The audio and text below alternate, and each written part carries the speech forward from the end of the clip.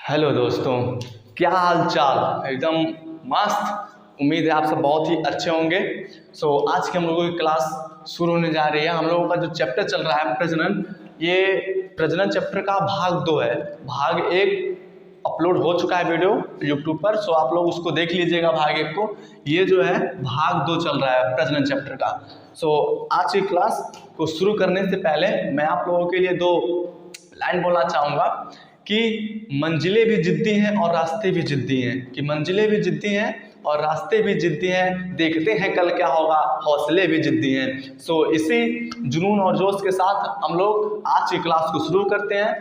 आप लोग इस वीडियो को शुरू से लेकर अंत तक देखिएगा, ठीक है दोस्तों।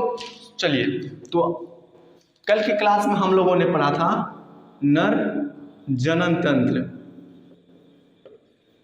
अगर आप लोग ये वाला नर जनन तंत्र वाला वीडियो आप लोग नहीं देखा है तो प्लीज जा कर के इसको देख लीजिएगा। चैनल का नाम एसपी लेक्चर है, ठीक। आज हम लोग पढ़ेंगे मादा में जनन तंत्र। क्या पढ़ेंगे? मादा में जनन तंत्र, यानी मादा जनन तंत्र। तो कल हम लोग नर जनन तंत्र पढ़े थे। एक बार इसको नर जनन तंत्र को मैं मोटा थोड़ा रिवाइव कर देता हूँ, तो ताकि कोई भी दिक्कत ना हो। कल की क्लास में मैंने बताया था कि नर जनन तंत्र का सबसे मुख्य भाग होता है वृषण। वृषण की संख्या कितनी होती है? 2 होती है। इसके ऊपर इस तरह से एक परत होती है, झिल्ली होती है, जिसको हम लोग बोलते हैं अधिवृषण। क्या बोलते हैं? अधिवृषण, ठीक। यानी कि इसको बोलते हैं एपिडिडमिस। और ये जो बॉल की तरह दिख रहा है इसको बोलते हैं वृषण। और इस वृषण से 2 नसें निकली होती हैं। 2 नस निकली होती है, जिस नस को क्या बोलते हैं? इस नस को बोलते हैं वैस डिफरेंस नस। कौन सी नस? वैस डिफरेंस नस, ठीक। इसको हिंदी में शुक्रवाहिनी भी बोलते हैं। और कल मैंने ये भी बताया था, ये जो 2 नसें हैं ये पेनिस इस तरह से जुड़ी रहती है। किससे जुड़ी रहती हैं? पेनिस से, यानी शिश्न से। ये पेनिस है, शिश्न, ठीक। तो मैंने कल आपको ये भी बताया था, इस वृषण के अंदर टेस्टोस्टेरो हार्मोन्स रिलीज होता है। टेस्टोस्टेरो हार्मोन्स जो लड़कों के अंदर कई परिवर्तन कर देता है। जैसे वो लड़कियों की तरफ क्या होने लगते हैं? अट्रैक्टिव होने लगते हैं। उनकी आवाज़ क्या होने लगती है? भारी होने लगती है, दाढ़ी मोछाने लगते हैं। तो ये लड़कों में जो परिवर्तन होता है इसको बोलते हैं द्वितीयक गौण लक्षण। और जो ये वृषण है ये लड़कों का प्राथमिक गौण लक्षण है, यानी कि लड़कों का पहली पहचान है। तो ये सब सारी चीज़ें मैंने पिछले वाली वीडियो में दे दिया है। आज हम लोग केवल पढ़ेंगे मादा में जनन तंत्र। आज की क्लास शुरू करते हैं। देखिए दोस्तों, मादा जनन तंत्र।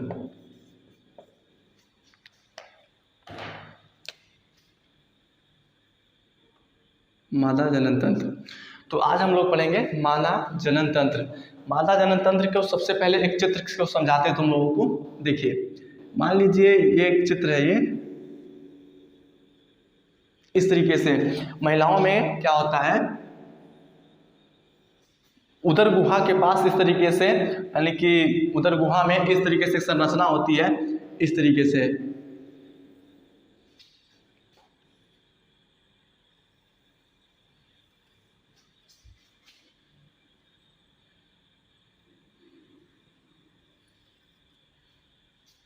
ठीक,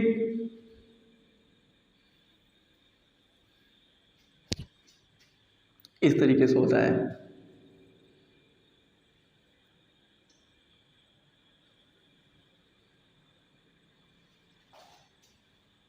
यानी कि ये महिलाओं के अंदर इस तरीके से पूरी संरचना होती है। इसको बोलते हैं अंडाशय। क्या बोलते हैं इसको? इसको बोलते हैं अंडाशय।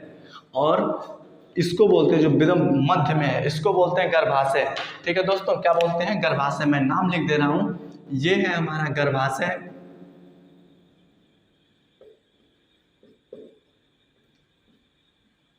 इसको बोलते हैं गर्भाशय। और ये क्या है? ये हमारा अंडाशय। ये भी अंडाशय है और ये भी अंडाशय है। ये दोनों अंडाशय हैं। तो मैं नाम लिख दे रहा हूं, अंडाशय,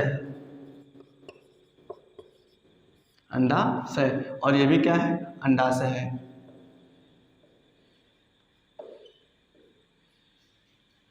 ये भी अंडाशय है, ये भी अंडाशय, इसको इंग्लिश में बोलते हैं ओवरी। ठीक है, यानी कि ये भी ओवरी है, वो भी ओवरी है।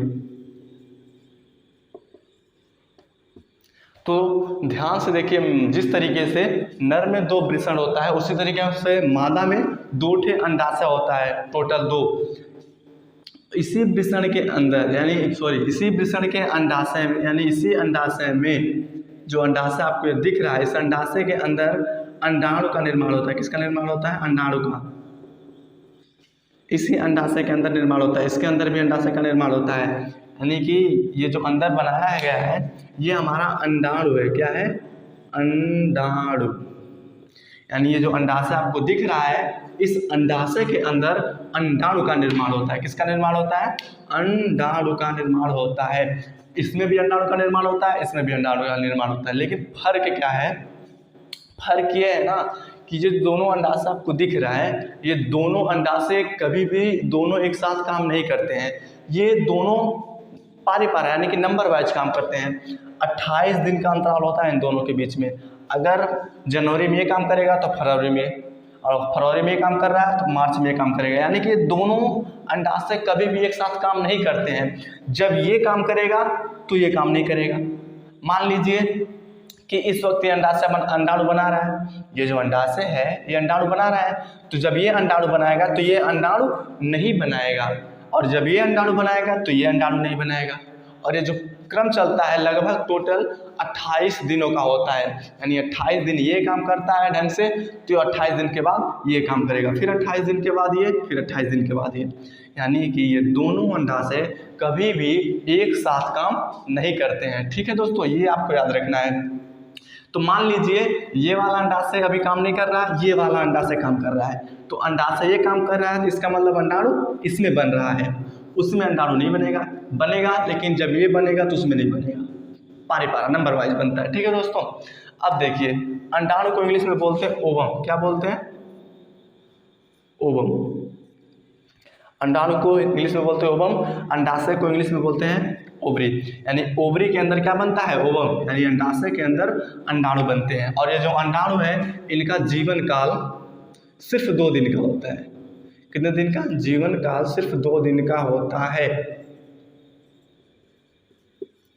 और जो नर में शुक्राणु थे उनका जीवन काल कितना होता था? जो नर में शुक्राणु बनते थे उसका जीवन काल सिर्फ 20 मिनट होता था। लेकिन इसमें ध्यान से देखिए तो अंडाणु का जीवन काल लगभग 2 दिन का होता है। ठीक है दोस्तों, और जब ये अंडाणु पूरी तरीके से बन जाते हैं तो ये यहाँ पर आकर के क्या होते हैं? इकट्ठा हो जाते हैं इस तरीके से। यानी कि जो अंडाशय के अंदर ये अंडाणु बन रहा है, वह अंडाणु बड़ा होकर के इस ट्यूब में जाकर इकट्ठा हो जाता है। तो आपको यहाँ पर एक ट्यूब दिख रहा होगा इस तरीके से, ये नली यहाँ से लेकर के यहाँ तक, ये जो नली दिख रही है ना आपको, यहाँ भी और यहाँ भी, इस नली को और इस नली को बोलते हैं फैलोपियन ट्यूब। कौन सी नली बोलते हैं? फैलोपियन ट्यूब बोलते हैं इसको, फैलोपियन ट्यूब। नाम नहीं बोलना है दोस्तों। यानी कि ये जो आपको नली टाइप दिख रहा है, ये जो दिख रहा है, इस नली को बोलते हैं फैलोपियन ट्यूब। अर्थात ये जो अंडाशय के अंदर अंडाणु बन रहा है, वह अंडाणु बन करके कहाँ जाकर इकट्ठा होता है? इस फैलोपियन ट्यूब में जाकर के इकट्ठा होता है। आपको चित्र में समझ में आ रहा होगा। ठीक, तो जब ये अंडाणु उस फैलोपियन ट्यूब में इकट्ठा हो जाता है तो होता क्या है, जब नर और मादा जनन करते हैं, तो नर में से शुक्राणु निकल करके मादा के इस वेजाइना के रास्ते कहाँ जाता है? गर्भाशय में। ध्यान से सुनिएगा, ये आपका क्या है? गर्भाशय है। ये पूरा क्या है? यहाँ से लेकर यहाँ तक ये सब गर्भाशय है। और ये क्या है? फैलोपियन ट्यूब है। ये क्या है? अंडाशय है। ये क्या है? अंडाशय है। और ये क्या है? ये फैलोपियन ट्यूब है। तो ये जो गर्भाशय है ना, इसका आगे वाला जो भाग है, इस गर्भाशय का जो आगे वाला सिरा आपको दिख रहा होगा, ये वाला सिरा, ये पूरा, इसको बोलते हैं योनि। क्या बोलते हैं? योनि। यानी कि इंग्लिश में इसको बोलते हैं वेजाइना। ठीक है दोस्तों, तो ये आपको वेजाइना दिख रहा होगा। तो जब नर और मादा आपस में क्या करते हैं, जनन करते हैं, तो नर का शुक्राणु उस वेजाइना के रास्ते यानी इस योनि के रास्ते कहाँ जाता है, अंदर प्रवेश करता है। तो मान लीजिए शुक्राणु इस तरीके से अंदर गए, इस तरीके से कहाँ गए, अंदर गए, ठीक। और मैंने आपको कल वाली क्लास में बताया था कि एक बार में 7 ml शुक्राणु निकलने चाहिए, यानी कि टोटल कितने शुक्राणु जाने चाहिए, टोटल 7 ml जाने चाहिए शुक्राणु। अगर 7 ml शुक्राणु, अगर 7 ml से कम शुक्राणु गए तो इसका मतलब बच्चे का निर्माण नहीं होगा, फिर दिक्कत खड़ी हो जाएगी। यानी कि जब नर और मादा जनन करते हैं तो नर में से यदि 7 ml शुक्राणु निकल करके मादा के अंदर प्रवेश कर गया तो समझो बच्चे का निर्माण हो सकता है या फिर होगा। तो मान लीजिए 7 ml शुक्राणु गया और 7 ml में कुल कितने शुक्राणु होते हैं, तो 7 ml में टोटल 20 लाख शुक्राणु होते हैं। कितने होते हैं, 20 लाख। ये याद रखना संख्या, 20 लाख शुक्राणु होते हैं। यानी कि अगर आपसे कोई क्वेश्चन पूछे कि 7 ml में कितने शुक्राणु होते हैं, तो आप जवाब देंगे 20 लाख शुक्राणु होते हैं। और ये जब 20 लाख शुक्राणु इस मादा के योनि के रास्ते अंदर प्रवेश करते हैं, तो जब ये प्रवेश करते हैं तो कुछ शुक्राणु इधर चले जाते हैं, कुछ शुक्राणु इधर चले जाते हैं, कुछ शुक्राणु इधर चले जाते हैं, जैसा कि आपको दिख रहा है, क्योंकि तीनों तरफ जा सकता है ना। शुक्राणु ऐसे गया योनि के रास्ते, वेजाइना के रास्ते, तो सबसे पहले गर्भाशय में गया है, डिस्चार्ज होता है, ठीक है, खत्म होने लगते हैं, खत्म हो जाता है। और शुक्राणु को खत्म कौन करता है, तो लाइबोसोम, ये याद रखिएगा, भूलना नहीं है। शुक्राणु को कौन खत्म करता है, मारता कौन है, तो लाइसोसोम। तो जब ये शुक्राणु इधर गया और जो शुक्राणु इधर गया वो मर जाएंगे, क्योंकि इस वक्त ये वाला अंडाशय काम कर रहा है। क्योंकि इस वक्त देखिए तो ये वाला जो अंडाशय है ये अंडाणु बना रहा है और वो वाला काम नहीं कर रहा है। जैसे मैंने पहले बताया कि ये दोनों एक साथ काम नहीं करते हैं। तो जब ये काम नहीं कर रहा है तो यानी कि जो इधर शुक्राणु जाएगा वो अपने आप मर जाएगा, यानी इधर गया तो भी खत्म हो जाएगा, और जो शुक्राणु सीधा गया वो भी क्या हो जाएगा, खत्म हो जाएगा, वो भी मर जाएगा। लेकिन जो शुक्राणु इधर आया है इस रास्ते से, इस वाले फैलोपियन ट्यूब में, तो ध्यान से देखिए तो यहाँ पर कौन बैठा है, यहाँ पर कौन इंतजार कर रहा है, यहाँ पर इंतजार कर रहा है अंडाणु, क्योंकि ये वाला अंडाशय काम कर रहा है तो यहाँ अंडाणु बनेगा ही बनेगा। तो जब इस अंडाणु से यह शुक्राणु आकर के मिलते हैं, मान लीजिए ये शुक्राणु आया ऐसे, इस अंडाणु से मिला, तो जब ये शुक्राणु इस अंडाणु से मिलते हैं तो इस प्रक्रिया को निषेचन कहते हैं। यानी कि जब शुक्राणु अंडाणु से मिलते हैं तो इस क्रिया को ही निषेचन कहते हैं, यानी कि फर्टिलाइजेशन। क्या बोलते हैं, फर्टिलाइजेशन। यानी कि यहाँ पर कौन सी क्रिया हो रही है, तो यहाँ पर निषेचन हो रहा है, निषेचन। तुमसे पेपर में पूछा जाता है दोस्तों कि निषेचन किसे कहते हैं, निषेचन क्या है, तो आप लोग सिंपल बताइएगा कि जब नर का शुक्राणु, शुक्राणु किसका होता है, नर का होता है, तो जब नर का शुक्राणु मादा के अंडाणु से क्रिया करता है, यानी कि जब मिलता है, तो इसी क्रिया को ही क्या बोलते हैं, निषेचन कहते हैं, यानी कि फर्टिलाइजेशन कहते हैं। ठीक है दोस्तों, यहाँ तक कोई दिक्कत नहीं है ना, तो आगे बढ़ते हैं अब। और हाँ, एक बात और मैं आपको बता दूं, 20 लाख शुक्राणु अंदर भले ही गए हैं, 20 लाख शुक्राणु भले ही अंदर गए हैं, तो कुछ शुक्राणु इधर मर गए, कुछ इधर मर गए, कुछ इधर आए, लेकिन याद रखिएगा बच्चा बनने के लिए सिर्फ एक शुक्राणु की जरूरत होती है। यानी कि जो शुक्राणु सबसे आगे होगा वही शुक्राणु जा करके अंडाणु से मिलेगा, और मान लीजिए ये वाला शुक्राणु से अंडाणु से मिला, इसके पीछे वाला जितना भी शुक्राणु है सब खत्म हो जाएंगे, सब मर जाएंगे अपने आप। ठीक, तो बच्चा बनने के लिए सिर्फ एक शुक्राणु की जरूरत होती है और एक अंडाणु की जरूरत होती है। तो ये वाला मान लीजिए शुक्राणु ऐसे आया और इस अंडाणु से मिल गया, निषेचन हो गया, और यही बच्चे को मतलब बच्चा धीरे धीरे बनना शुरू हो जाता है निषेचन की प्रक्रिया के बाद। इसका अर्थ ये निकलता है निषेचन की प्रक्रिया में, यानी बच्चा बनने के लिए सिर्फ एक शुक्राणु की आवश्यकता होती है, यही आपको याद रखना है। भले ही 20 लाख शुक्राणु गए हैं, लेकिन सिर्फ एक ही शुक्राणु क्या करेगा, इस अंडाशय से क्रिया करेगा, बाकी सब मर जाते हैं, बाकी सब खत्म हो जाते हैं शुक्राणु। ठीक है दोस्तों, तो निषेचन मेरे ख्याल से आपको समझ में आया गया होगा, क्योंकि ये पॉइंट बहुत इंपॉर्टेंट है निषेचन वाला। लेकिन दिक्कत क्या होता है ना, सुनिएगा, जब ये निषेचन की क्रिया होती है, ठीक है, मान लीजिए निषेचन हो गया, अब ये निषेचन होने के बाद ये टोटल 1 हफ्ता यहीं रहते हैं। जब निषेचन हो गया, ये दोनों मिल गए आपस में, शुक्राणु और अंडाणु, तो यहाँ पर ये 1 हफ्ता रहते हैं। 1 हफ्ता के बाद ये कहाँ चले जाते हैं, गर्भाशय में चले जाते हैं।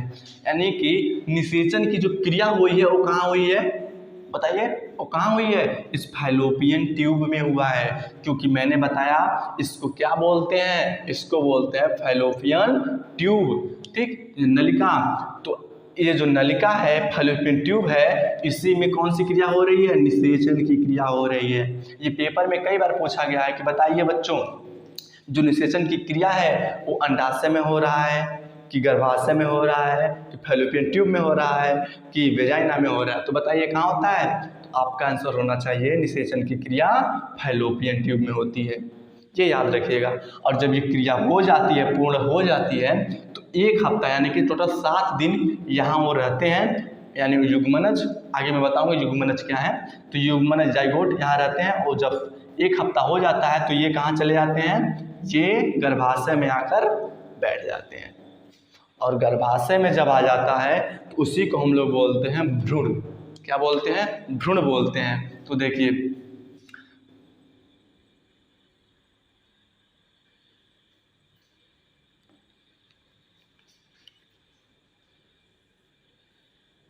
ये शुक्राणु से क्रिया किया, निषेचन की प्रक्रिया हो गई। निषेचन होने के बाद 1 सप्ताह के बाद ये दोनों मिल करके कहाँ चले आएंगे, इस गर्भाशय में। इस तरीके से एक प्यारा सा बेबी का निर्माण होगा। इस तरीके से मैं आपको समझाने की कोशिश कर रहा हूँ कि मान लीजिए एक प्यारा सा बच्चा है, ठीक, गर्भाशय में। पहले देखो निषेचन तो हुआ, यानी ये दोनों मिले यहाँ कहाँ, फैलोपियन ट्यूब में। लेकिन जब फैलोपियन ट्यूब में मिलकर निषेचन कर लेते हैं तो 1 सप्ताह के बाद ये कहाँ चले जाते हैं, गर्भाशय में। और इसी को बोलते हैं भ्रूण। इसे बच्चा नहीं बोलेंगे, इसको भ्रूण बोलेंगे। जब तक वह माँ की कोख में है, जब तक वह गर्भाशय में है, तब तक उसे भ्रूण बोला जाता है। इंग्लिश में एम्ब्रॉय बोला जाता है। और अगर यही भ्रूण जब पैदा हो जाता है, यानी कि इस दुनिया में आ जाता है, तो उसको बोलते हैं बेबी, यानी कि बच्चा। तो बच्चा और भ्रूण में थोड़ा सा डिफरेंस है, कहते उसी को है, लेकिन अंतर क्या है, जब तक वह गर्भाशय में है, यानी कि जब तक वो माँ की कोख में है, तब तक उसको भ्रूण बोलते हैं। और जैसे वो पैदा हो जाता है, इस दुनिया में आ जाता है, उसको तब क्या बोलेंगे, इस भ्रूण को, उसको तब हम बच्चा बोलेंगे। यानी कि ये अभी भ्रूण है। क्या है, अभी ये भ्रूण है। मैं नाम लिख दे रहा हूँ।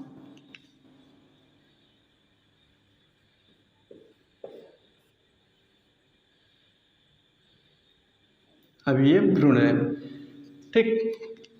तो देखिए, जब ये भ्रूण हो जाता है, इसी भ्रूण को विकसित होने में कुल 9 महीने का समय लगता है। यानी कि ये जो भ्रूण आपको दिख रहा है, यह भ्रूण धीरे धीरे धीरे धीरे विकसित होगा, यानी धीरे धीरे धीरे बच्चा बनेगा। जब 9 महीने में पूरी तरीके से भ्रूण एक बच्चे का रूप ले लेता है। तो जब 9 महीना बीत जाता है, यानी कि जब भ्रूण है वो विकसित हो जाता है पूरी तरीके से, तब इस धरती पर आता है, तो इसको हम लोग बोलते हैं बच्चा। क्या बोलते हैं, बच्चा, यानी भ्रूण को ही बच्चा बोलते हैं। तो इस भ्रूण को विकसित होने में कुल कितना समय लगता है, 9 महीने का समय लगता है। यानी कि जो भ्रूण है, भ्रूण, उसको विकसित होने में 9 महीना यानी 9 माह का समय लगता है। और विकसित कहाँ होता है भ्रूण, गर्भाशय में। कहाँ विकसित होता है, गर्भाशय में। लेकिन ये बना कहाँ था, ये बना था फैलोपियन ट्यूब में। देखिए, निषेचन की क्रिया कहाँ हुई थी, फैलोपियन ट्यूब में। लेकिन जब यहाँ क्रिया हो जाती है तो 1 सप्ताह के बाद, 7 दिन के बाद ये कहाँ चला गया, गर्भाशय में चला गया। और जब गर्भाशय में चला गया तो उसी को क्या बोलेंगे, भ्रूण बोलेंगे। और इस भ्रूण को विकसित होने में 9 महीने का टाइम लगता है। और ये कहाँ विकसित होते हैं, इसी गर्भाशय में ही विकसित होते रहते हैं। तो क्वेश्चन ये उठता है कि जब 9 महीने माँ की कोख में रहते हैं तो इनको खाना पानी कहाँ से मिलता है, भोजन कहाँ से मिलता है, पोषक मिलता कहाँ से है, आखिर 9 महीना इनको खाना पानी कहाँ से मिलता होगा। तो ये जो बच्चा है ना माँ की कोख में भ्रूण, इसको 9 महीने जो भोजन मिलता है वो माँ के खून से मिलता है।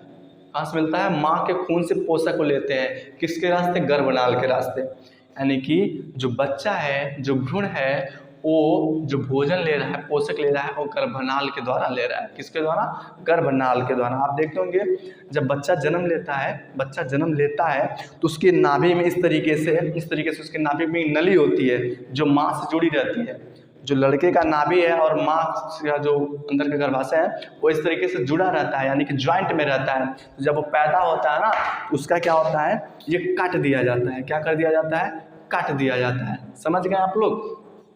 तो यानी कि इसके नाभि में इस तरीके से एक नली होती है, नली इस तरीके से, जिसको क्या बोलते हैं, गर्भनाल बोलते हैं, गर्भनाल।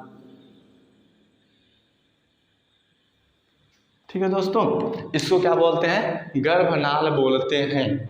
तो ये याद रखिएगा। यानी कि और इसी गर्भनाल के रास्ते वो अपनी माँ से क्या भोजन पानी लेता रहता है, खाना पानी। मैं इसको यहाँ पर तीर मार कर दिखा रहा हूँ, ये गर्भनाल है। इसी गर्भनाल के रास्ते जो लड़का है, जो भ्रूण है, उसके अंदर वो अपनी माँ से खून से पोषक तत्व तो लेता रहता है। तो गर्भनाल क्या करता है, इस बच्चे को भोजन देता है। क्या देता है, भोजन देता है, पोषक तत्व देता है, ताकि ये 9 महीना आराम से विकसित हो, कोई दिक्कत ना हो इसको।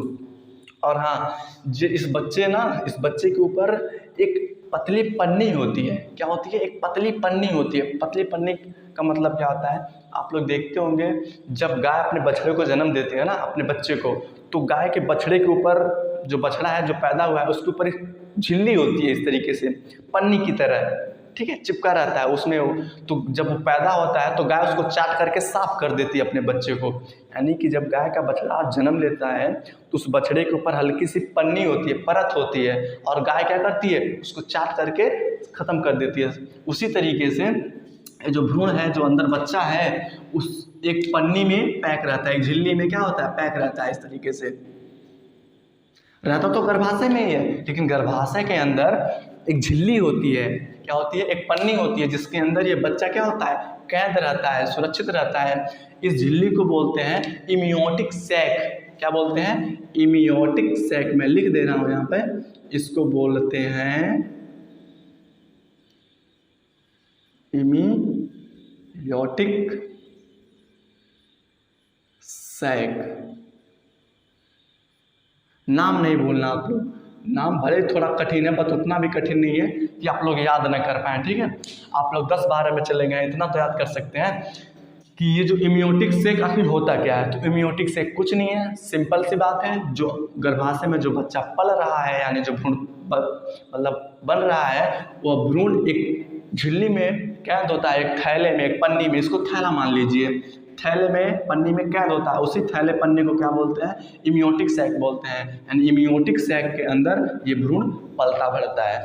ठीक, और आप लोग देखते होंगे ये जब महिलाएं प्रेगनेंसी की अवस्था में होती हैं तो अल्ट्रासाउंड करवाने जाती हैं। कहाँ करवाने जाती हैं, अल्ट्रासाउंड।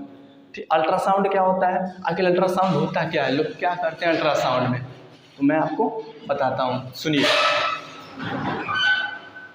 होता क्या है कि जब डॉक्टर लोग अल्ट्रासाउंड के माध्यम से, यानी अल्ट्रासाउंड में लोग क्या देखते हैं, मैं वो बताने की कोशिश कर रहा हूँ। डॉक्टर लोग क्या करते हैं ना, ये जो इमियोटिक सैक झिल्ली दिख रही है, झिल्ली पन्नी, उसके अंदर झांक करके देखते हैं। इस इमियोटिक सैक झिल्ली के अंदर झांक करके देखते हैं, तो उनको क्या दिखता है, इस तरीके से 2 डॉट दिखता है। इस तरीके से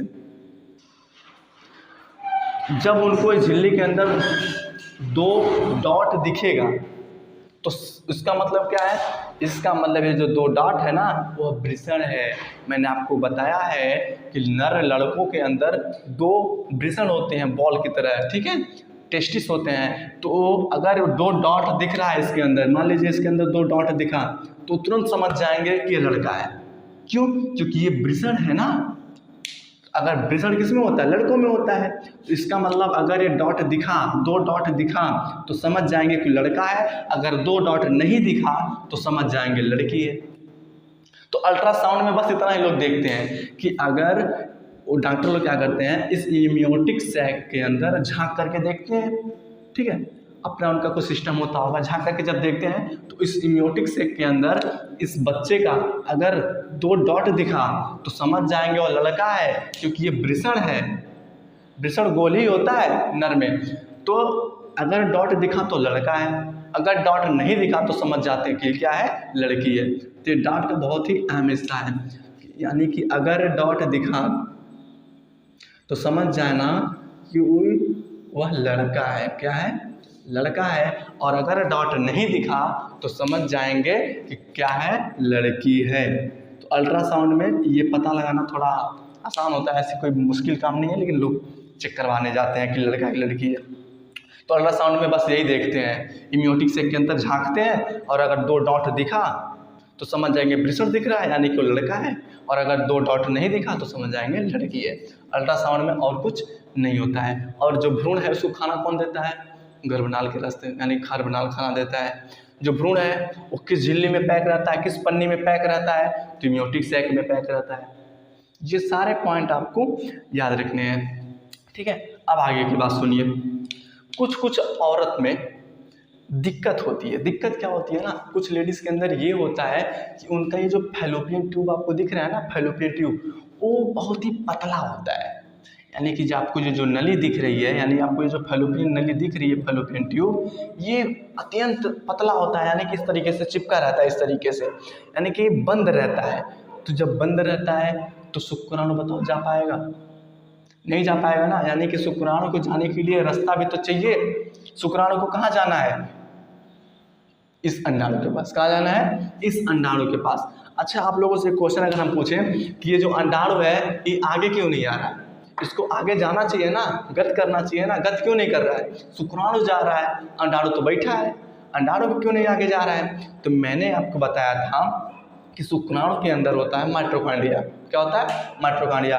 तो जिसके अंदर माइटोकॉन्ड्रिया होगा वही तो गत करेगा, क्योंकि गत करने के लिए ऊर्जा कौन देता है, माइटोकॉन्ड्रिया देता है। तो शुक्राणु की पूंछ में माइटोकॉन्ड्रिया होता है, जिसकी वजह से शुक्राणु क्या करते हैं, गति करते हैं। लेकिन अंडाणु में माइटोकॉन्ड्रिया नहीं होता है, जिसकी वजह से गति नहीं करते हैं, यहीं पर बैठे रहते हैं, ठीक है। ये पॉइंट नहीं बोलना आप लोगों को। तो हाँ, मैं कह रहा था कि मान लीजिए किसी औरत का ये जो फैलोपियन नली है वो बहुत ही पतला है, अत्यंत सटा हुआ है इस तरीके से, ठीक। तो अगर वो पतला है, यानी कि शुक्राणु के जाने का रास्ता नहीं है, तो जब शुक्राणु जाएगा नहीं तो निषेचन होगा नहीं, और जब निषेचन नहीं होगा, यानी कि जब दोनों मिलेंगे नहीं, तो बच्चा बनेगा, भ्रूण बनेगा, नहीं बनेगा ना। तो औरत में दिक्कत होता है, सब में नहीं होता, लेकिन कुछ लोगों में ऐसा होता है। तो डॉक्टर लोग क्या करते हैं, अपना दिमाग लगाते हैं। डॉक्टर लोग क्या करते हैं कि एक नली के रास्ते, उनका अपना इंस्ट्रूमेंट होता होगा, एक नली के रास्ते इस तरीके से पाइप डालते हैं और क्या करते हैं, अंडाणु को बाहर निकाल लेते हैं। यानी कहने का मतलब क्या है, शुक्राणु के जाने का रास्ता नहीं है, शुक्राणु नहीं जा सकता। तो वो लोग अपने पाइप के द्वारा, नली वली के द्वारा, उनका अलग इंस्ट्रूमेंट होता होगा, वो लोग क्या करते हैं, इसमें एक नली डालते हैं। डॉक्टर लोग नली डाल करके इस अंडाणु को, हमने कि ये जो अंडाणु आपको दिख रहा है, ये जो अंडाणु, इस अंडाणु को पकड़ करके वो बाहर निकाल लेते हैं। क्या करते हैं, इस अंडाणु को बाहर निकाल लेते हैं। यानी कि मादा में से इस अंडाणु को डॉक्टर लोग बाहर निकाल लेते हैं। और जब उस अंडाणु को वो लोग बाहर निकाल लेंगे तो दिक्कत क्या, तो उसके बाद होता क्या है, जब वो बाहर निकाल लें अंडाणु को और नर का शुक्राणु ले लेंगे, अंडाणु का मादा का ये जो अंडाणु है उसको बाहर निकाल लेंगे, और उस अंडाणु को बाहर निकालने के बाद जो नर है उनका क्या ले लेंगे, शुक्राणु। मान लीजिए इसमें से अंडाणु डॉक्टर ने क्या किया, बाहर निकाल लिया, और नर से क्या ले लिया, शुक्राणु ले लिया। और बाहर है, इसके अंदर नहीं, बस अंडाणु को बाहर निकाल लिया, शुक्राणु, नर में से शुक्राणु ले लिया और दोनों को क्या किया, मिला दिया। इन दोनों को क्या करेंगे, मिला देंगे। यानी कि जो निषेचन हो रहा है वो बताइए बाहर हो रहा है, नहीं हो रहा है। मादा के अंदर निषेचन नहीं हो रहा है। निषेचन मतलब क्या, अरे शुक्राणु और अंडाणु का मिलना है तो निषेचन है, लेकिन क्या है, हम मिल पा रहे हैं, नहीं मिल पा रहे हैं। डॉक्टर लोग क्या कर रहे हैं, अंडाणु को निकाल दिए बाहर, शुक्राणु को लेकर आए, अब बहरिया मिला दिए। अब जब दोनों बहरिया मिल गए तो बताइए निषेचन अंदर ना होकर के कहाँ हो गया, निषेचन तो बाहर हो गया। और जब निषेचन बाहर हो गया, यानी कि जब दोनों बाहर मिलाया गया तो उसके बाद क्या करेंगे, जब दोनों को करा लेंगे निषेचन कराने के बाद फिर डॉक्टर लोग उसको नली वली के रास्ते इसको इस यूट्रस में यानी कि इस गर्भाशय में छोड़ देते हैं। फैलोपियन ट्यूब में छोड़ने का कोई जब मतलब नहीं है, क्योंकि फैलोपियन ट्यूब में निषेचन होता था लेकिन निषेचन तो बाहर हो गया। अब उसको कहाँ रखना है, अब उसको रखना है हमको गर्भाशय में। निषेचन की क्रिया के पश्चात उसको हमें गर्भाशय में रखना है, किसको, भ्रूण को। वो भ्रूण हो गया तो उसके बाद निषेचन करवा लिए डॉक्टर लोग, और निषेचन करवाने के बाद इस योनि यानी कि वेजाइना के रास्ते अपनी नली ओली से तो नली के रास्ते इस यूट्रस में छोड़ देते हैं। यानी कि ये जो निषेचन करवाए हैं, निषेचन करवाने के बाद इसको पकड़ करके नली के रास्ते यहाँ यूट्रस में छोड़ देते हैं। ठीक है, तो निषेचन इसमें देखिए बाहर हुआ है, और जब बाहर होता है तो बाहर कराने के बाद इस नली के रास्ते यानी वेजाइना के रास्ते गर्भाशय में इसको छोड़ देते हैं, और ये जब भ्रूण धीरे धीरे विकसित होकर के बच्चा बनता है, और जब ये बच्चा जन्म लेगा, पैदा होगा, तो उस बच्चे को बोलेंगे परख नली शिशु। क्या बोलेंगे, परख नली शिशु।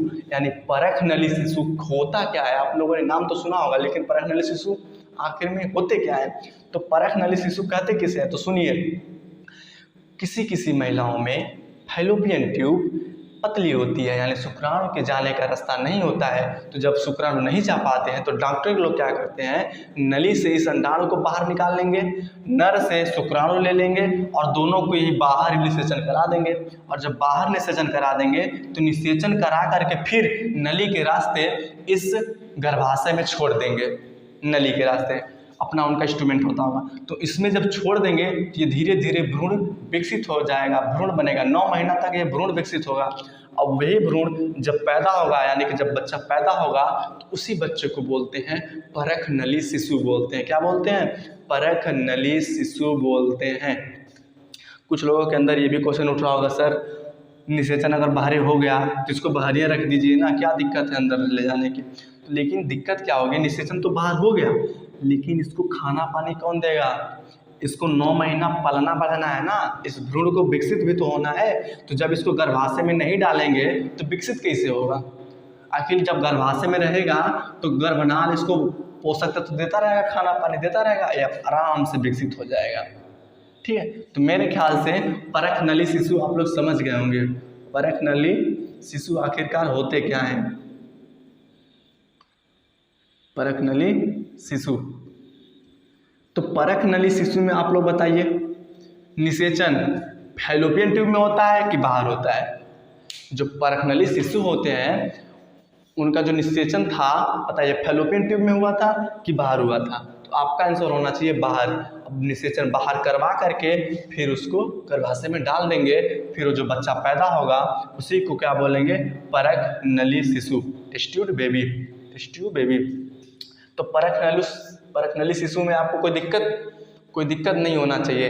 ठीक है, अब परख नली शिशु, भारत की पहली परख नली शिशु इंदिरा थी। इंदिरा नाम की एक लड़की है, वो हमारे भारत की पहली परख नली शिशु है। क्या नाम था उस लड़की का, इंदिरा। यानी कि क्वेश्चन में पूछता है कि भारत की, कहाँ की,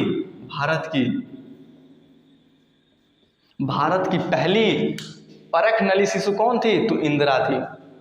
इंदिरा जो लड़की थी वो परख नली शिशु थी। परख नली शिशु क्यों थी, क्योंकि ये जो इंदिरा थी उसका निषेचन डॉक्टर ने बाहर कराया था, ना कि फैलोपियन ट्यूब में हुआ था। ये आपको याद रखना है। और निषेचन का मतलब आप समझते होंगे, निषेचन का मतलब होता है सिंपल, कुछ नहीं, बस शुक्राणु को अंडाणु से मिला देना, ये निषेचन कहलाता है। तो यहाँ तक क्लियर है। तो यहाँ तक कोई डाउट है, अगर आपको कोई भी डाउट है तो आप लोग क्या करिए, वीडियो को पीछे करके रिवर्स करके देख सकते हैं। ठीक है, तो यहाँ तक अगर आपको स्क्रीनशॉट लेना है तो ले लीजिए। इसके बाद हम थोड़ा आगे बढ़ते हैं, फिर इसको मिटाने जा रहा हूँ मैं, तो आप लोग स्क्रीनशॉट ले लीजिए, फिर आगे बढ़ते। तो आप लोग स्क्रीनशॉट ले चुके होंगे, तो आगे बढ़ते हैं। ठीक है, एक बार मैं इसको पुनः रिवाइव कर देता हूँ ताकि कोई कन्फ्यूजन ना रहे। सबसे पहले मैंने क्या बताया कि मादा में 2 अंडाशय होते हैं। ठीक है, यानी कि ओवरी। ये जो अंडाशय आपको दिख रही हैं, ये दोनों पारे पारा काम करते हैं, यानी कि 28 दिन के बाद ये काम करेगा, फिर 28 दिन ये, फिर 28 दिन ये, यानी कि दोनों एक साथ काम नहीं करते हैं। तो इस अंडाशय के अंदर बनता है अंडाणु यानी कि ओवम, यानी ओवरी के अंदर ओवम बनता है, यानी अंडाशय के अंदर अंडाणु बनता है। और ये जो अंडाशय क्या होता है, अंडाशय का जो जीवन काल होता है टोटल 2 दिन का होता है। और ये अंडाशय यही फैलोपियन ट्यूब यानी कि फैलोपियन ट्यूब में जा करके बैठ जाते हैं। ये आगे गति नहीं कर सकते क्योंकि इनके अंडाणु के अंदर माइटोकॉन्ड्रिया नहीं है, लेकिन शुक्राणु गति कर सकते हैं क्योंकि शुक्राणु के अंदर क्या है, शुक्राणु के अंदर माइटोकॉन्ड्रिया है। तो जब नर और मादा जनन करते हैं तो नर से शुक्राणु निकल करके मादा के अंडाणु तक पहुंचता है, और जब ये शुक्राणु अंडाणु से मिलता है तो उस प्रक्रिया को बोलते हैं निषेचन। ठीक, और निषेचन होने के बाद ये 1 सप्ताह यहाँ रहते हैं, 1 हफ्ता के बाद यानी 7 दिन के बाद ये कहाँ चले जाते हैं, ये गर्भाशय में चले जाते हैं। गर्भाशय में जब ये जाते हैं तो इसको क्या बोलते हैं, भ्रूण बोलते हैं। और ये भ्रूण विकसित होने में लगभग 9 महीने का समय लेता है, और जब ये पूरी तरीके से भ्रूण विकसित हो जाएगा तो कहाँ आ जाएगा, जन्म मतलब पैदा हो जाएगा, ये दुनिया में आ जाएगा। उसी भ्रूण को हम लोग बच्चा बोलेंगे। ठीक, ये जो भ्रूण रहता है ना, इसको खाना पानी कौन देता है, आखिर 9 महीना पलता बढ़ता है ना इसमें, तो जब 9 महीना पलता बढ़ता है तो इसको खाना गर्भनाल के रास्ते मिलता है, यानी गर्भनाल के द्वारा भोजन मिलता है। और ये जो बच्चा है यानी जो भ्रूण है ये एक पन्नी में पैक रहता है, यानी कि झिल्ली में पैक रहता है, झिल्ली इसके चारों तरफ होती है। उस झिल्ली को क्या बोलते हैं, उस पन्नी को इमियोटिक सैक बोलते हैं। क्या बोलते हैं, इमियोटिक सैक बोलते हैं। फिर मैंने आपको ये बताया कि यदि किसी औरत का ये फैलोपियन ट्यूब पतला है यानी शुक्राणु जाने का रास्ता नहीं है तो डॉक्टर लोग नली वली के रास्ते इस अंडाणु को बाहर निकाल लेंगे और नर का शुक्राणु ले लेंगे, दोनों को निषेचन करा देंगे बाहर, फिर निषेचन करा के इस योनि के रास्ते गर्भाशय में छोड़ देंगे। तो वह जो भ्रूण है 9 महीने बाद विकसित होकर जब पैदा होगा तो उस लड़के को यानी कि उस शिशु को क्या बोलेंगे, परकनली शिशु बोलेंगे। ठीक है, तो यहाँ तक मैंने बता दिया है, अब यहाँ तक कोई डाउट नहीं रहना चाहिए। अब इसके आगे थोड़ा बढ़ते हैं। देखिए इसका अगला पॉइंट ये है कि मान लीजिए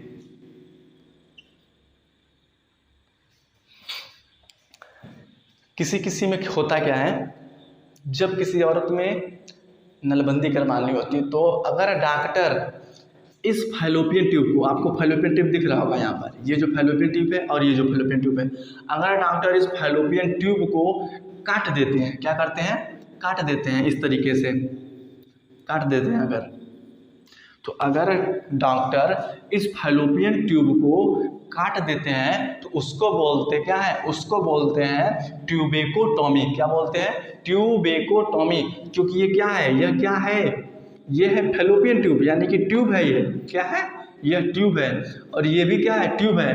तो जब डॉक्टर इस ट्यूब को काट देते हैं तो काटने को बोलते हैं टॉमी। क्या बोलते हैं, टॉमी। तो ये ट्यूब को काट रहे हैं ना, इसका मतलब ट्यूबेकोटॉमी। क्या बोलेंगे, ट्यूबेकोटॉमी। तो ट्यूबेकोटॉमी का मतलब होता है नलबंदी। क्या होता है, नलबंदी। ये नली है, ये नली है, ये भी आपको नली दिख रहा होगा, ये भी आपको नली दिख रहा होगा। तो जब डॉक्टर लोग इस नली को बंद कर देते हैं तो उसको बोलते हैं नलबंदी, यानी कि ट्यूबेकोटॉमी बोलते हैं, ट्यूबेकोटॉमी। क्या बोलते हैं, ट्यूबेकोटॉमी यानी कि नलबंदी। नलबंदी का मतलब समझ गए होंगे। नलबंदी में आखिर होता क्या है, तो कुछ नहीं होता है, ये जो फैलोपियन ट्यूब है बस इसको काट करके बंद कर दिया जाता है।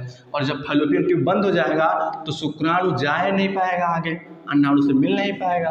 तो जब शुक्राणु जा नहीं पाएगा, अंडाणु से मिलेगा नहीं, तो निषेचन नहीं होगा, और जब निषेचन नहीं होगा तो भ्रूण नहीं बनेगा, यानी बच्चा नहीं बनेगा। तो जब किसी औरत में नलबंदी हो जाती है, नलबंदी होने का मतलब ट्यूबेकोटॉमी करवा दिया जाता है, तो उसके बाद उस औरत में के अंदर गर्भाशय में बच्चा नहीं बनता है, यानी कि अब वो बच्चे को जन्म नहीं दे सकती है। तो अगर बच्चे को जन्म नहीं देना है तो ये नलबंदी लोग करवाते हैं। क्या करवाते हैं, नलबंदी। नलबंदी का मतलब क्या, ट्यूबेकोटॉमी। और इसमें क्या होता है, फैलोपियन ट्यूब को ऐसे काट दिया जाता है, काट के बंद कर दिया जाता है। ठीक है, अब आगे मैं आपको एक और बात बताता हूँ, जुड़वा बच्चों का क्या खेल है। तो जुड़वा बच्चों वाले सिस्टम में बहुत लोगों को कन्फ्यूजन होता है, तो ध्यान से सुनिएगा। इसके अंदर क्या है, इस फैलोपियन ट्यूब में क्या है, अंडाणु है। क्या है, अंडाणु है। और इधर से कौन जा रहा है, इधर से जा रहा है शुक्राणु। कौन जा रहा है, शुक्राणु। अगर ये शुक्राणु, कौन, अगर ये शुक्राणु, ये जो शुक्राणु आपको दिख रहा है, अगर यह शुक्राणु एक अंडाणु से निषेचन करेगा यानी कि मिलेगा, तो ये जो बच्चा होगा ये नॉर्मल बच्चा होगा। कौन सा बच्चा होगा? नॉर्मल होगा, वो भी सिंगल होगा, डबल नहीं, सिंगल, क्योंकि कितने शुक्राणु आए हैं? एक शुक्राणु आया है। तो अगर एक शुक्राणु एक अंडाणु से मिलता है तो एक बच्चा का जन्म होता है और वो भी नॉर्मल बच्चा होता है, ठीक है, कोई दिक्कत नहीं। लेकिन यदि मान लीजिए कि दो अंडाणु हैं, नहीं अंडाणु मान लीजिए एक है और शुक्राणु कितने आ गए? दो शुक्राणु आ गए। कितने शुक्राणु आ गए? दो। जिस तरीके से यहाँ पर दिखाया जा रहा है चित्र में कि मान लीजिए ये अंडाणु है और वह यहाँ पर एक अंडाणु है और उस अंडाणु के अंदर दो शुक्राणु एक साथ एंट्री मार दिए, यानी कि यहाँ पर दिख रहा होगा आप लोगों को कि यहाँ पर क्या है? एक अंडाणु है, इस अंडाणु में कौन जा रहा है? अंडाणु के पास कौन जाता है? शुक्राणु जाता है। अगर इस अंडाणु में दो शुक्राणु एक साथ एंट्री मार दिए, यानी कि ये जो दोनों शुक्राणु हैं एक साथ क्या कर लिए? निषेचन कर लिए, तो ऐसे कंडीशन में जुड़वा बच्चे होते हैं। क्या होते हैं? जुड़वा बच्चे होते हैं। लेकिन यदि एक अंडाणु से एक शुक्राणु मिलता है तो वहाँ पर नॉर्मल बच्चा होता है। लेकिन अगर एक अंडाणु से दो शुक्राणु एक साथ जा करके जुड़ते हैं, निषेचन करते हैं, तो यहाँ पर कैसे बच्चे होते हैं? जुड़वा बच्चे होते हैं, ठीक है, ट्विंस। तो यहाँ पर होंगे जुड़वा। कैसे बच्चे होंगे? जुड़वा। लेकिन जुड़वा तो होंगे लेकिन उनका जो शकल है,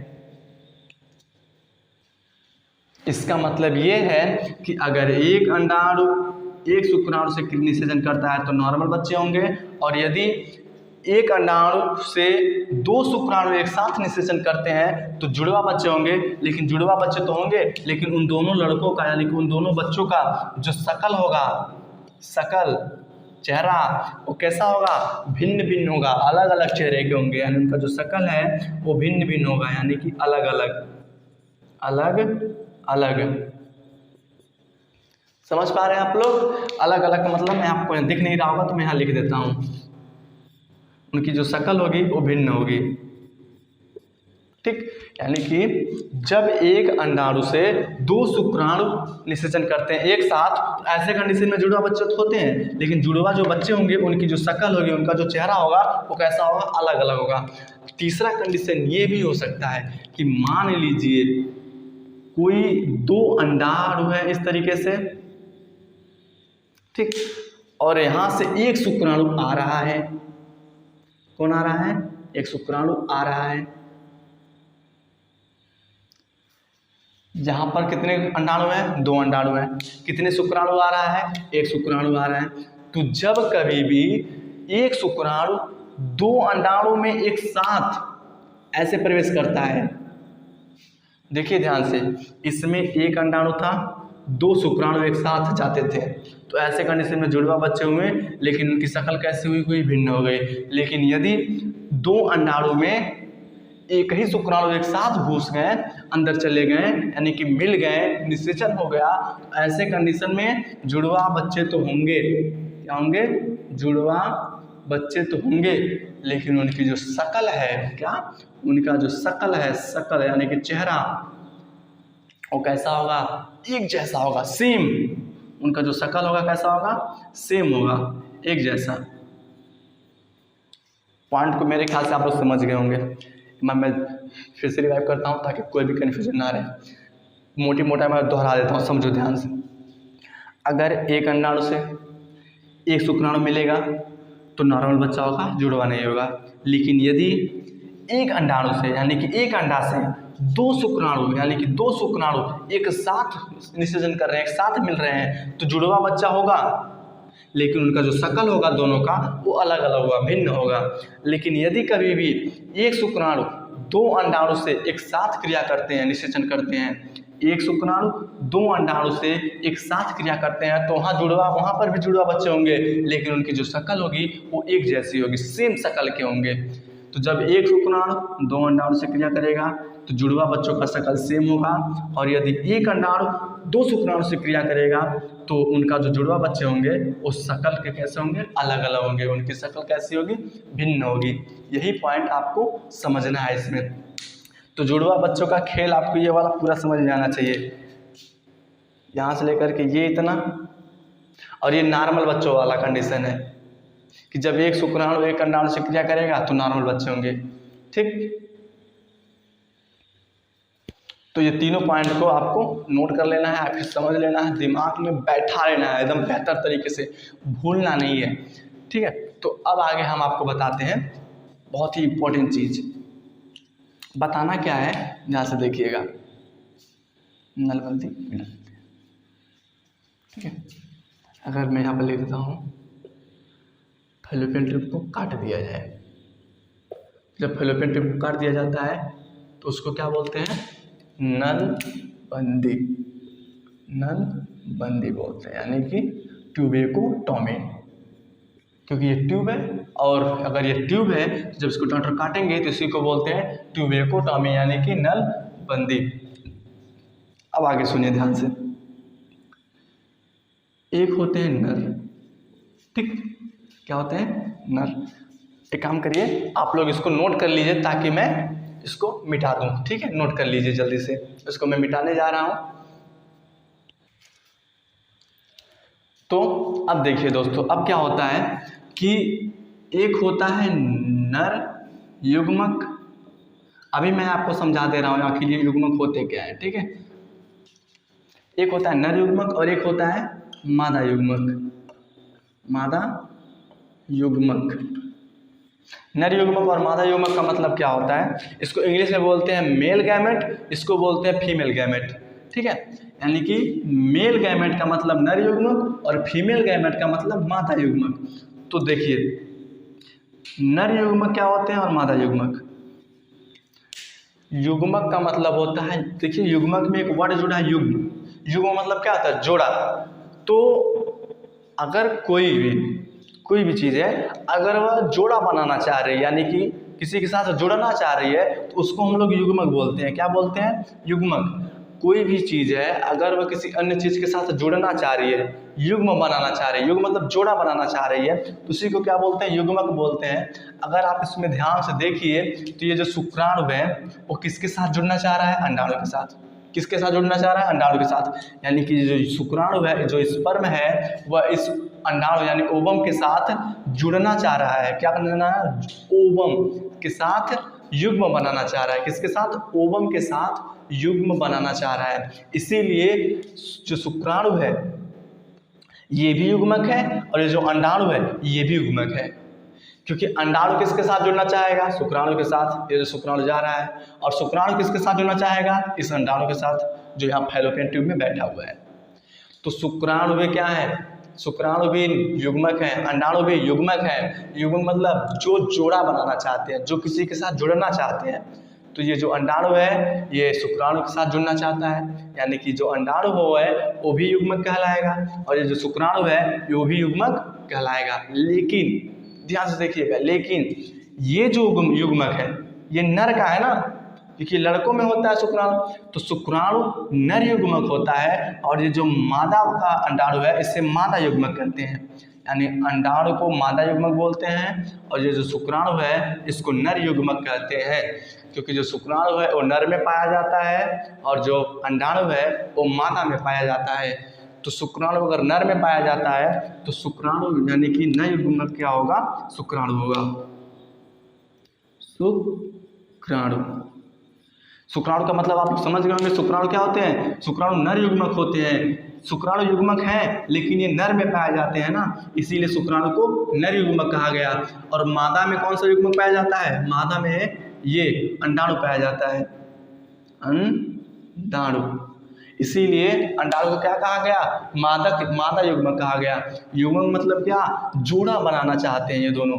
शुक्राणु किसके साथ जोड़ा बनाना चाहता है, शुक्राणु अंडाणु के साथ, और अंडाणु शुक्राणु के साथ। इसीलिए जो शुक्राणु है वो नर युग्मक है, और जो अंडाणु है वो मादा युग्मक है। ये पेपर में पूछता है, कई बार पेपर में पूछा गया क्वेश्चन है कि नर युग्मक का क्या नाम है, तो नर युग्मक का नाम शुक्राणु है, और मादा युग्मक का क्या नाम है, तो मादा युग्मक का नाम अंडाणु है। ठीक है, यानी स्पर्म और ये ओवम। अब होता क्या है, जब ये शुक्राणु और अंडाणु देखो यहाँ पर मिल रहे हैं, यानी निषेचन कर रहे हैं, तो जब ये और ये दोनों मिलते हैं, यानी कि ये भी युग्मक है, ये भी युग्मक है। जब ये वाला युग्मक इस वाले युग्मक से मिलता है, यानी जब नर वाला युग्मक मादा वाले युग्मक से मिलता है तो युग्मनज बनाता है। क्या बनाता है? युग्मनज। युग्मनज, युग्मनज मतलब जाइगोट, युग्मनज मतलब जाइगोट, जाइगोट। तो जाइगोट का मतलब आप लोग समझ गए होंगे, युग्मनज। इसको हिंदी में क्या बोलते हैं? युग्मनज। और ये युग्मनज मतलब होता क्या है, युग्मनज है क्या आखिर?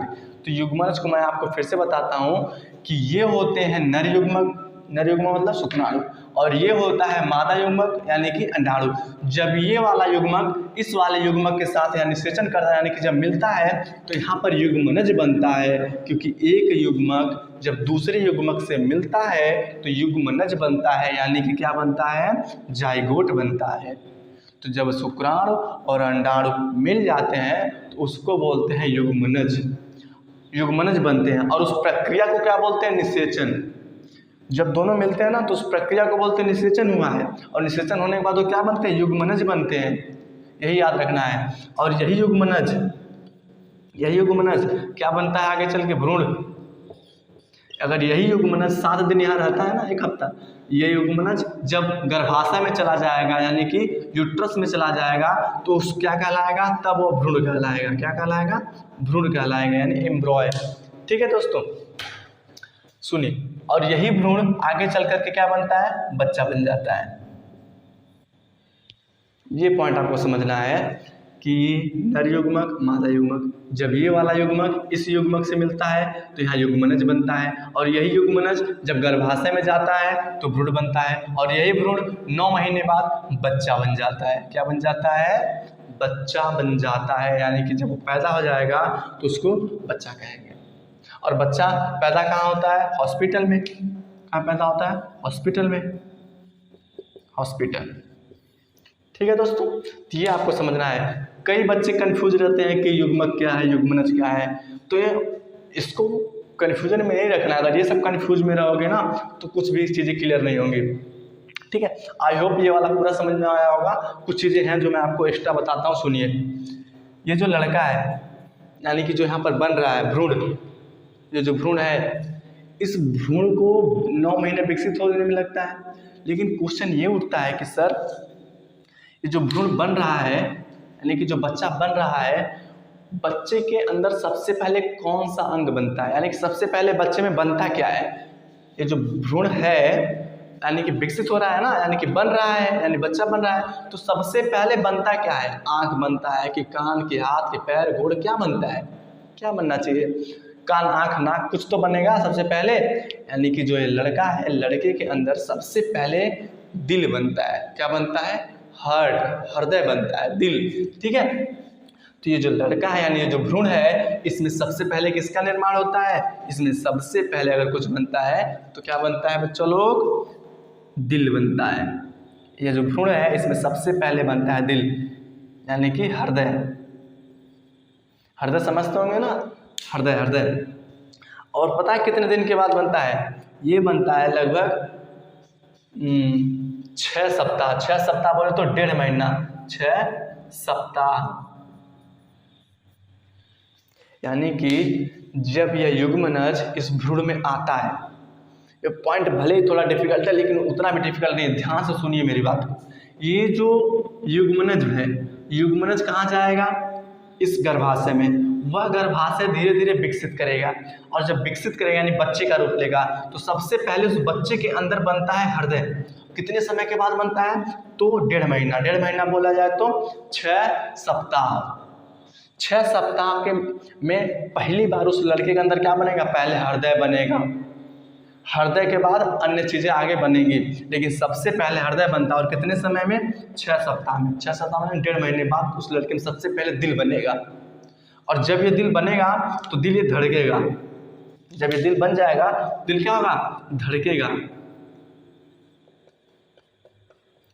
और जब ये दिल धड़केगा ना तो औरत को उल्टी होती है। क्या होती है? उल्टी होती है। यानी कि ये जो भ्रूण है 6 सप्ताह बाद, 1.5 महीने बाद उस भ्रूण का सबसे पहले हृदय बनेगा। और जब वो हृदय बनेगा तो इसके मतलब वो धड़केगा, और जब वो धड़केगा तो औरत क्या करने लगती है, उल्टी करने लगती है, यानी कि उस औरत को उल्टी होने लगता है। और जब उस लेडीज़ को उल्टी होगा, यानी कि मैं आपको थोड़ा दिख नहीं रहा तो ऊपर बना दे रहा हूँ, जब ये धड़केगा तो उस औरत को क्या होगा, उल्टी होगा।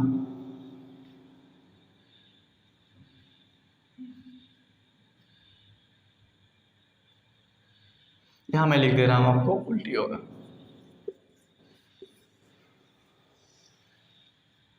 ये वाला पॉइंट आपको याद रखना है, ठीक। यानी कि जब हृदय बनेगा सबसे पहले तो धड़केगा, और जब वो धड़केगा तो औरत क्या करेगी, उल्टी।